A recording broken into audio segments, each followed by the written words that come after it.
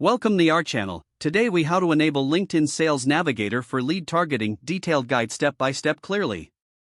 To enable LinkedIn Sales Navigator for lead targeting, first, log into your LinkedIn account. Navigate to the Sales Navigator homepage.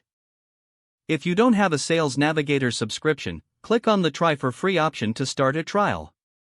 Once logged in, familiarize yourself with the dashboard. Click on the Lead Builder feature, typically found in the top menu.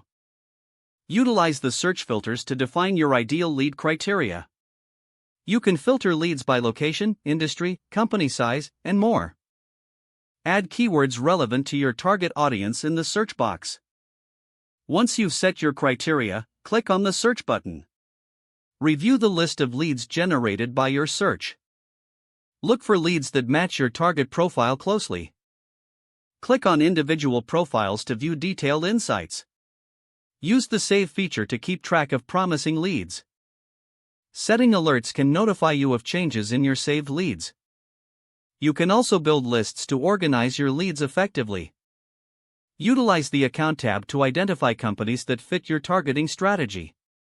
Investigate related decision makers within those companies. Enhance your lead targeting by engaging with content relevant to your industry. Utilize in-mail messages to connect with potential leads directly. Track your interactions and follow up as needed. Revisit and adjust lead criteria periodically for ongoing effectiveness. Activate the Team Link feature if you're part of a larger organization. This can show connections you have at potential target companies. Take advantage of the Notes and Tags features for better organization. Review your saved leads regularly and update your outreach tactics. By following these steps, you can efficiently enable LinkedIn Sales Navigator for effective lead targeting. If the page does not load, refresh the browser or try again in a private or incognito window. Make sure you are using the correct email address, then retype it carefully to avoid small typos.